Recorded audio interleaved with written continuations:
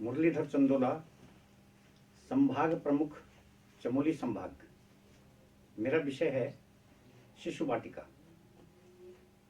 हम सब जानते हैं शिक्षा एक ऐसी प्रक्रिया है जो बच्चा मां के गर्भ से ही सीखता है। उसका एक उदाहरण हमारे सामने है। महाभारत काल में अभिमन्यु का हम उदाहरण पढ़ते हैं कि अभिमन्यु ने अपनी मां के गर्भ में ही, सुभद्रा के गर्भ में ही अर्जुन के द्वारा दी जाने वाली जो शिक्षा थी, अभिमन्यु के को वहां से ही उसको शिक्षा को प्राप्त किया, जिसमें उन्होंने महाभारत काल में चक्रव्यूह का भेदन भी किया। ये शिक्षा उनको अपने मां के गर्भ से ही प्राप्त हुई। उसी को ध्यान में रखते हुए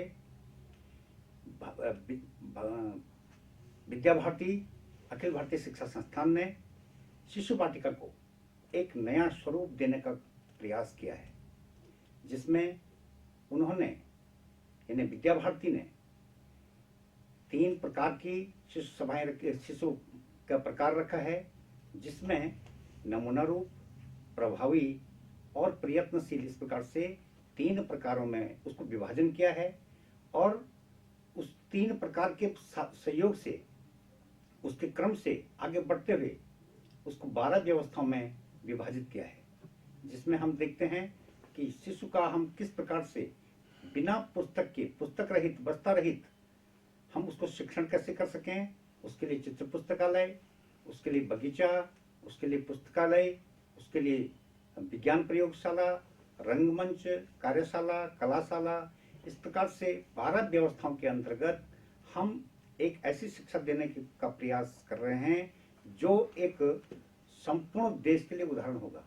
अभी नई शिक्षा नीति के आधार पर अगर हम विचार करते हैं तो नई शिक्षा नीति 2020 में भी इसका वर्णन किया गया है, जिसमें 5+3+3 इस प्रकार से की शिक्षा दी गई है। जो पहला का 5 स्टेप हैं उसमें भी शिशु वाटिका का एक प्रकार का विशेष उसमें जोर दिया गया है।